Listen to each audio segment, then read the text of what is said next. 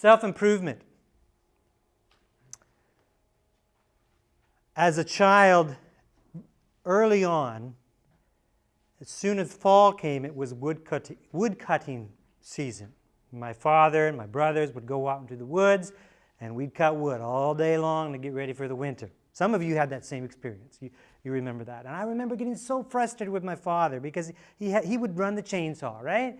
And he'd be chainsawing away, but about every 20 minutes, he'd stop. And he'd methodically go through each link. And for those of you who've seen a chainsaw before, there's like 50 different teeth, what they call them teeth, on the chainsaw that cut. And he'd go through and sharpen them by hand. And we'd be sitting there, come on, Dad, it's time to go home. We want to go home and do this. And he'd sharpen, sharpen, sharpen. And then he'd cut for another 20 minutes. And then he'd stop, and he'd sharpen, sharpen, sharpen, sharpen. It's like, this is so inefficient.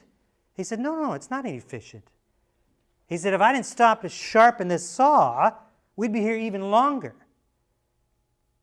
And years later, when I was reading Stephen Covey's 7 Habits of Highly Effective People, he's got a chapter in that book called Sharpen the Saw. And he uses a parable how someone was walking through the woods. And one day they came across someone cutting wood. And that person was just sweating, right? They were just sawing the wood back and forth, back and forth, back and forth. And they weren't getting anywhere. And so the person who was walking through the woods said to the individual, you know, I think if you would stop and sharpen your saw, you might be more efficient. And the person didn't even look up. Said, I don't have time to stop to sharpen the saw. Self-improvement is that continual process. Stop, sharpen your saw. Okay? Read as much as you can. Talk to other leaders. Have thoughtful conversations.